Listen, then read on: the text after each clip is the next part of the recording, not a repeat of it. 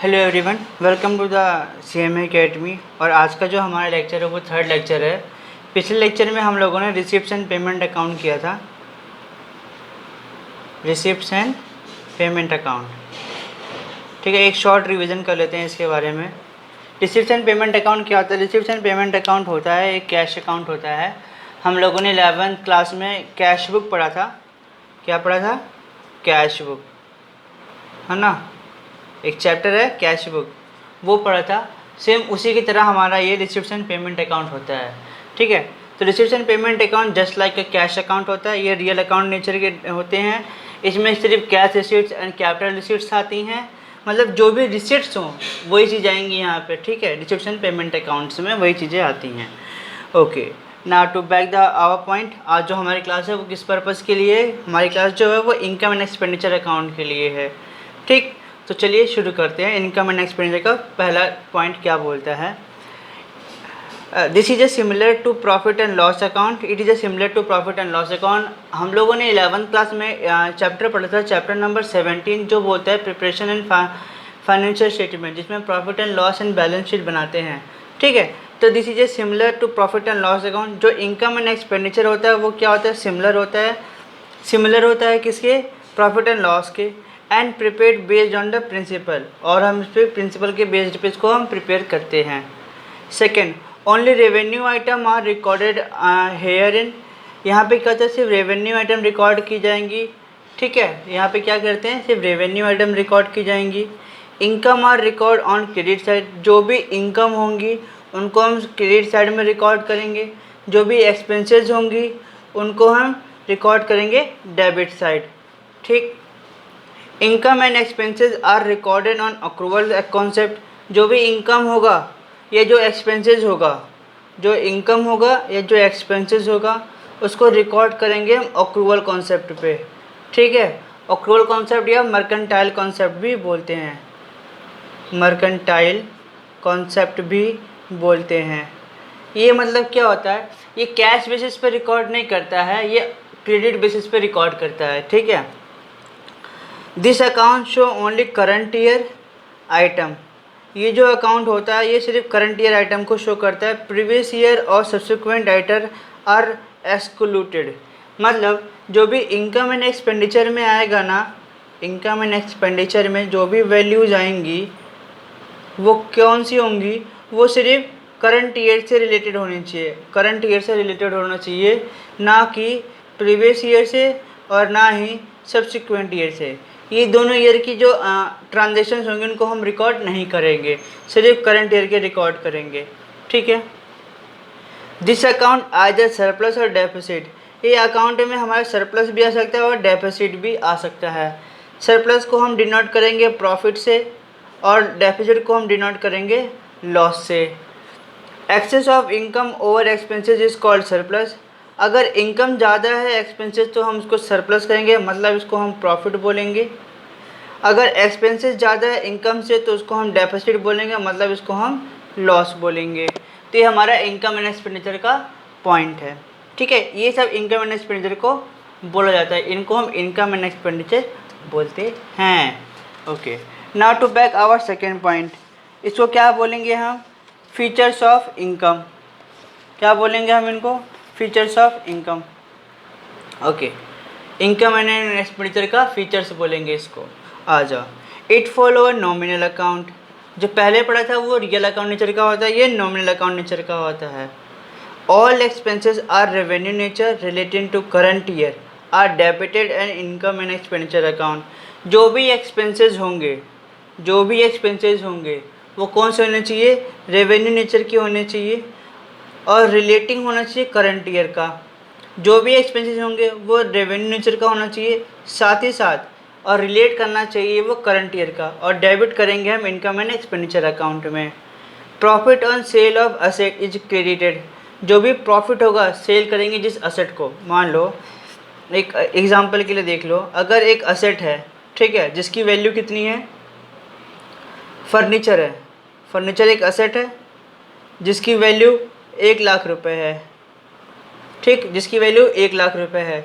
अगर हम उसको बेचते हैं, उसको सेल आउट करते हैं, सेल आउट करते हैं 1.5 लाख रुपए में, तो कॉस्ट हमारी 1 लाख थी, बेचा कितने का 1.5 लाख में, तो जो ये 50,000 रुपये आया है वो हमारा सेल ऑफ फर्नीचर है। ठीक है, सेल ऑफ फर्नीचर है, और इसको हम इनकम साइड में लिखेंगे, क्रेडिट साइड में लिखेंगे। ठीक है, ये इसका मतलब कहलाता है। होपफुली आपको समझ में आ गया होगा। Loss on sale of asset is debited and annual depreciation of asset also debited.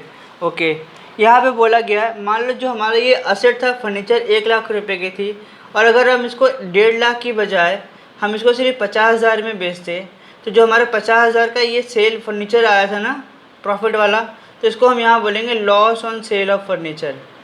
Loss on sale of furniture बोलेंगे इसको यहाँ पे। ठीक है, इसको यहाँ पे ऐसे बोलेंगे, जस्ट इसका उल्टा है। और जो भी एनुअल डेप्रिसिएशन होगा हम उसको यहाँ पे भी डेबिट करते हैं। मान लो आपने डेप्रिसिएशन फर्नीचर खरीद के लेके आए, आपने 1 साल बाद उसको बेच दिया, 1 साल बाद जब उसको आप बेच दोगे तो वो हमारा क्या होगा, डेप्रिसिएशन लगेगा, और डेप्रिसिएशन प्रॉफिट एंड लॉस में डेबिट साइड आता है, तो इनकम एंड एक्सपेंडिचर के डेबिट साइड में आएगा। If income is a more than expenditure it is called surplus added with the capital fund, general fund या कॉर्पस फंड। ओके, यहाँ पे कैपिटल फंड के 3 नाम हैं। ये तो कैपिटल फंड है ही, लेकिन यहाँ पे जनरल फंड भी बोलते हैं और उसको हम कॉर्पस फंड भी बोलते हैं। कैपिटल फंड का दूसरा नाम भी कॉर्पस फंड है, तो कभी कंफ्यूज मत होना कि अगर पेपर में दिया होगा कॉर्पस फंड तो आप समझ जाना ये कैपिटल फंड ही है। और इन द बैलेंस शीट अगर हमारा सरप्लस आता है इनकम एंड एक्सपेंडिचर में, तो हम उसको कैपिटल फंड में ऐड करते हैं। क्या करते हैं, कैपिटल फंड में हम उसको ऐड करते हैं। If expenses is a more than income, it is called deficit and it is deducted with the capital and general or corpus fund in the balance sheet. Just उसका उल्टा, income में हम क्या करते हैं, जो भी हमारा सरप्लस आता है उसको ऐड करेंगे, लेकिन यहाँ पे जो डेफिसिट आया है उसको हम यहाँ पे डिडक्ट करेंगे। सरप्लस को हम यहाँ क्या करते हैं, ऐड करते हैं, लेकिन डेफिसिट को हम यहाँ पे माइनस करेंगे कॉर्पस फंड या कैपिटल फंड से। Only current year income and expenses are recorded in the income and expenditure account. यहाँ पे क्या है, सिर्फ करंट ईयर के इनकम एंड एक्सपेंडिचर को ही हम यहाँ पे रिकॉर्ड करेंगे। All capital income and expenditure are excluded. और जो भी कैपिटल इनकम होंगे जो कि सब्सिक्वेंट ईयर का होगा या फिर प्रीवियस ईयर का होगा, उसको हम यहाँ पे एक्सक्लूड कर देंगे। ओके, नाउ अब हमारे 3rd पेज पे आते हैं। इसका फॉर्मेट क्या होगा, फॉर्मेटिंग कुछ इस प्रकार का है, कुछ एक्सपेंडिचर लिखेंगे, कुछ इनकम लिख रखी है मैंने फॉर्मेटिंग में आपको समझने के लिए।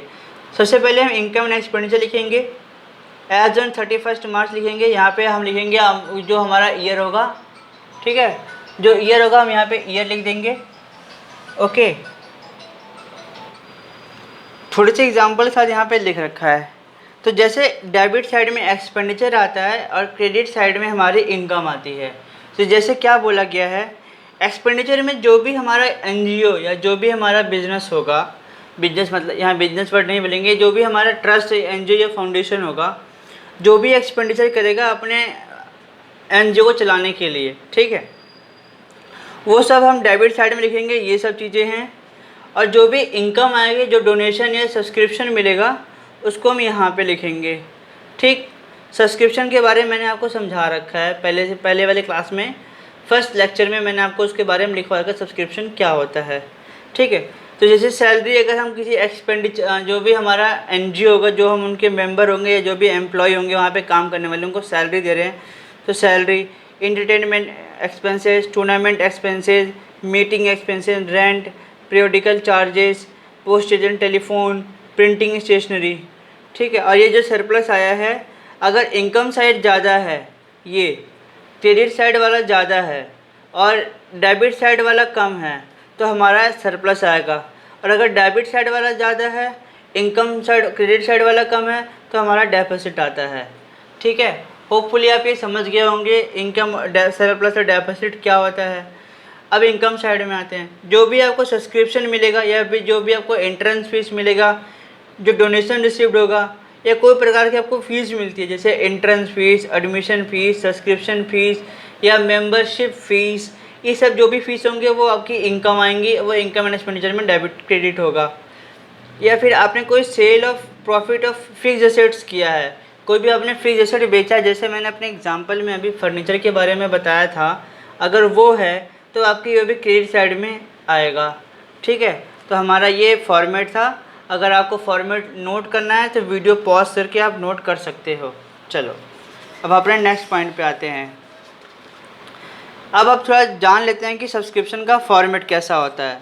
तो फॉर्मेट देख लो, कुछ इस प्रकार का है जो ये बताता है कि सब्सक्रिप्शन हमें कैसे कैलकुलेट करना है इन इनकम एंड एक्सपेंडिचर अकाउंट में। इनकम एंड एक्सपेंडिचर अकाउंट में सब्सक्रिप्शन आता है by subscription account income side में, क्रेडिट साइड में ऑफ इनकम एंड एक्सपेंडिचर के। तो कैसे निकालेंगे? फॉर्मेट एकदम ईजी है, कोई याद करने वाली दिक्कत नहीं है, और अच्छे तरीके से मैं आपको यहाँ पर सब्सक्रिप्शन के अकाउंट बनवाऊँगा। कम से कम 5-6 क्वेश्चन सिर्फ सब्सक्रिप्शन के ही करवाऊँगा, जिससे कि आपका फाउंडेशन का पॉइंट क्लियर हो जाए। फाउंडेशन में खासकर सब्सक्रिप्शन ही आता है और आप आराम से कर जाओगे। 10 नंबर का पेपर आता है, 10 नंबर में से 2 नंबर ये सब्सक्रिप्शन देके जाएगा। ठीक है, इसलिए मैं आपको ये पक्का करवा के जाऊँगा। तो सब्सक्रिप्शन अकाउंट या calculation of amount of subscription कैसे निकालेंगे? जो भी आपको सब्सक्रिप्शन रिसीव्ड होगा ड्यूरिंग द ईयर, जिस ईयर का आप अकाउंट बनाओगे उस ईयर में जितना आपको सब्सक्रिप्शन रिसीव्ड होगा वो आप यहाँ लिखोगे। ठीक है, वो आप यहाँ लिखोगे। ठीक, जिस ईयर का आप अकाउंट बनाओगे उस ईयर में जितना आपको सब्सक्रिप्शन रिसीव्ड होगा वो आप यहाँ लिखोगे। फिर क्या करोगे? ऐड करोगे outstanding subscription received at the end of the year. मतलब वो सब्सक्रिप्शन आप जो आपका आउटस्टैंडिंग है और रिसीव्ड होगा ईयर के एकदम लास्ट में, मतलब 31 मार्च को रिसीव्ड होगा। ठीक है, और जोन से ईयर का आप बनाओगे वो यहाँ पे लिख दोगे, तो उसको आप यहाँ पे क्या करोगे? ऐड करोगे। ठीक है, फिर क्या ऐड करोगे? जो एडवांस सब्सक्रिप्शन आपको रिसीव्ड होगा eight the beginning of the year, मतलब जब आपका ईयर जो ख़त्म हो रहा है ना उस ईयर के लास्ट में, सॉरी स्टार्टिंग में, उस ईयर के स्टार्टिंग मतलब 1 अप्रैल जिस ईयर में आपका बिजनेस स्टार्ट हो रहा है उस ईयर का, वहाँ पे आप क्या करोगे? ऐड करोगे। ठीक है, यहाँ तक समझ में आएगा? कोई दिक्कत नहीं है? अगर दिक्कत है कोई बात नहीं, अभी मैं क्वेश्चन कराऊंगा, उस क्वेश्चन के हिसाब से आप समझ जाओगे। फिर हम माइनस करेंगे outstanding subscription received at the opening of the year. जो भी आउटस्टैंडिंग सब्सक्रिप्शन होगा ओपनिंग वाला, मतलब यहाँ पे जैसे यहाँ पे क्या था, हम क्लोजिंग का आउटस्टैंडिंग ऐड कर रहे थे, तो हम यहाँ पे क्या करेंगे? क्लोजिंग ओपनिंग का आउटस्टैंडिंग हम यहाँ पे माइनस करेंगे। कहाँ पे? यहाँ पे। फिर लेस करेंगे advance subscription received at the end of the year. तो यहाँ पे क्या करेंगे? जो सब्सक्रिप्शन हमें एडवांस रिसीव्ड होगा ना ईयर के एंड में, वो वाला सब्सक्रिप्शन हम यहाँ पे माइनस करेंगे। जैसे यहाँ पे क्या था, सब्सक्रिप्शन हमें जो रिसीव्ड हो रहा था एडवांस वाला वो ओपनिंग का था, यहाँ पे क्या होगा? क्लोजिंग का जो सब्सक्रिप्शन होगा वो हम यहाँ पे माइनस करेंगे। देन हमारा इनकम एंड एक्सपेंडिचर का सब्सक्रिप्शन अमाउंट निकल जाएगा, सब्सक्रिप्शन अमाउंट हमारा निकल जाएगा। ठीक है, ये समझ में आ गया? चलो अब हम अपना क्वेश्चन करते हैं। एक सब्सक्रिप्शन हम क्वेश्चन कर लेते हैं, देन उसके बाद हम ख़त्म करते हैं अपना लेक्चर को यहीं पे। फिर हम नेक्स्ट लेक्चर में अपना सब्सक्रिप्शन अकाउंट के क्वेश्चन देखेंगे। ओके, तो मैं फटाफट क्वेश्चन बताता हूँ कौन सा क्वेश्चन है आपको, तब आप क्वेश्चन को अपनी बुक में चेक कर लीजिएगा। ओके, तो ये क्वेश्चन नंबर 2 है, फाउंडेशन की बुक है। ठीक है, इसमें मेरे पे पेज नंबर 203 लिखा हुआ है। अगर आपके बुक में 203 लिखा हुआ है तो आप उसको देख सकते हैं, वरना क्वेश्चन मैं पढ़ रहा हूँ, क्वेश्चन मैच कर लीजिएगा। ठीक, तो क्वेश्चन बोलता है, क्वेश्चन नंबर 2 फाउंडेशन की बुक का है। तो चलिए, on 31 December 2013 a club had subscription in arrear of 16,000। तो पहले बताता हूँ, अरियर का मतलब होता है आउटस्टैंडिंग, ये आउटस्टैंडिंग का सिंबल है। एंड एडवांस 4,000 रुपये। तो 31 दिसंबर 2013 को जो क्लब का सब्सक्रिप्शन आउटस्टैंडिंग था वो पहले 16,000 था, उसके बाद उसको एडवांस भी मिला 4,000 रुपये। ठीक, during the year ended on 30 December 2014, year के लास्ट में दिसंबर 2014 में क्लब ने रिसीव किया सब्सक्रिप्शन 2,08,000 रुपये, ऑफ विच 10,400 रुपये उसको क्या मिला? वो एडवांस मिला, जो कि 2015 का था। ठीक है, जो बोलते हैं ना 10,400 रुपये वॉज रिलेटेड टू 2015। तो भाई जब क्लोजिंग हमारा 2014 है, closing is our 2014, then what amount of what we consider 2,400? it is considered as an advance because it relate to 2015. Okay, on 31st December 2014, there were 4 members who had not paid a subscription for 2014 was per person 1600. तो ऐसे 4 member थे जिन्होंने 1600 रुपये के हिसाब से पे नहीं किया सब्सक्रिप्शन 2014 का। तो क्या करेंगे, 1600 इंटू 4, तो 6400 रुपीज़ जो था वो उन्होंने पे नहीं किया। ठीक है, write off subscription account for the year 2014, subscription account बनाना है जो 2014 का है। ओके, अब इसका सोल्यूशन क्या है, मैंने सम क्या कर रखा है, शॉर्ट में कर दिया है, क्वेश्चन को मैंने शॉर्ट में कर दिया। जैसे ये देख लो, दिख रहा है आपको? हाँ, तो ये बोला आउटस्टैंडिंग सब्सक्रिप्शन जो था, ब्लर हो गया। ओके, ये देखो आउटस्टैंडिंग सब्सक्रिप्शन है 16,000 रुपये ओपनिंग ईयर का। ठीक है, ठीक, क्लोजिंग ईयर कब हो रहा है, 31 मार्च 14 को। आपने ध्यान से क्वेश्चन पढ़ा है, नहीं पढ़ा तो आप दोबारा क्वेश्चन की फर्स्ट लाइन के एंडिंग में पढ़ सकते हैं, during the end of the year. First line के एंड में पढ़ेंगे आप, वहाँ पे पता चल जाएगा आपको। एडवांस सब्सक्रिप्शन मिला है उसको 4,000 रुपये ओपनिंग में, फर्स्ट लाइन में लिखा हुआ है, और 10,400 रुपये उसके जो लिखा हुआ है एंड ऑफ द ईयर 2015 का जो रिलेट है। ये कब से रिलेट कर रहा है, ये रिलेट कर रहा है 2015 में, जब इसको 2,08,000 रुपये मिले, उसमें क्या बोला कि 10,400 रुपये ऐड था। ठीक है, तो हम इसको यहाँ से माइनस कर देंगे। ओके, ये है क्वेश्चन, शॉर्ट में लिखा हुआ है। अब इसके हम आंसर को लिखते हैं, देन उसके बाद क्लास को सम अप करते हैं। फिर उसकी नेक्स्ट क्लास में हम क्या करेंगे, नेक्स्ट क्लास में हम अपने क्वेश्चन को आगे बढ़ेंगे। ठीक है, तो क्वेश्चन क्या बोला है, सोल्यूशन निकालते हैं। क्या बोला, सोल्यूशन कैसे निकालेंगे, आओ सोल्यूशन पे आओ। ये बोला है कि जो भी आपको सब्सक्रिप्शन रिसीव्ड हुआ है ड्यूरिंग द ईयर, ठीक है, वो कितना हुआ है, 2,08,000। ओके, फिर ऐड करेंगे वो outstanding expenses, outstanding subscription, sorry outstanding expenses बोल दिया, outstanding subscription received at the end of the year, end of the year. Outstanding subscription जो था वो हम लोगों ने एंड ऑफ द ईयर कितने रिसीव किया है, 6400 रुपये। तो हम यहाँ पे इसको इतना ऐड कर देंगे। ठीक, फिर हम यहाँ पे ऐड करेंगे जो हमें एडवांस मिला है, advance subscription receive at the beginning of the year. ठीक है, कितना मिला है receive beginning of the year, 4,000 रुपये। ठीक है, फिर लेस करेंगे outstanding subscription received in the beginning of the year, of the year. तो beginning of the year outstanding कितना था, 16,000 रुपये। ठीक है, फिर लेस करेंगे कि एडवांस जो था हमारा, एडवांस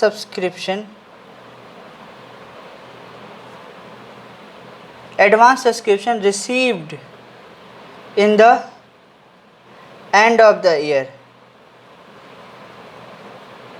तो हमारा सब्सक्रिप्शन जो एडवांस वाला था वो एंड ऑफ द ईयर 10,400 था, जो रिलेट करता था 2015 का। तो अभी हम यहाँ से माइनस कर देंगे, उसके बाद बैलेंस अमाउंट जो बचेगा वो यहाँ आ जाएगा। तो कर दो यहाँ पे minus 2,08,000 plus 6400 plus 4,000 minus 16,000 minus 10,400, 1,92,000 आ रहा है मेरा आंसर। ठीक है, अगर वीडियो अच्छी लगी हो तो फटाफट लाइक कर दो, वीडियो में लाइक होना ज़रूरी है। ये हमारा इनकम एंड एक्सपेंडिचर अकाउंट के क्रेडिट साइड में जाएगा। ठीक है, अब अमाउंट मैच करवा दूँ आपको, अमाउंट दिखा दूँ, वरना आप बोलोगे आपने अमाउंट बताया नहीं। ओके, कैसे दिखाऊँ मैं आपको, यहाँ देख लो, अगर आपको दिख रहा है तो ये देखो 192, ये रहा 192 आंसर। आप जब अपना बुक दिखोगे ना, बुक पे यहाँ पे आपको लिखा हुआ है। ठीक है, तो एक होमवर्क दे देता हूँ, होमवर्क देख लो। अगर आपने क्वेश्चन नंबर 2 कर लिया तो होमवर्क के लिए देख लो क्वेश्चन नंबर 3। ठीक, क्वेश्चन नंबर 3 आपका होमवर्क है, क्वेश्चन नंबर 3 आपका होमवर्क है, आप उसको करो। अगर कोई दिक्कत आती है तो मुझसे पूछो, और अगर आपका आंसर निकल जाता है तो आप क्या करो, आप उसका आंसर कमेंट बॉक्स में डाल दो। ठीक है, कमेंट बॉक्स में उसका आंसर डाल दो। ठीक, फटाफट इसको कर लो, फिर हम मिलते हैं नेक्स्ट क्लास में। फिर 2-4 और सब्सक्रिप्शन अकाउंट के क्वेश्चन करेंगे, देन उसके बाद ख़त्म कर देंगे। Okay, thank you so much.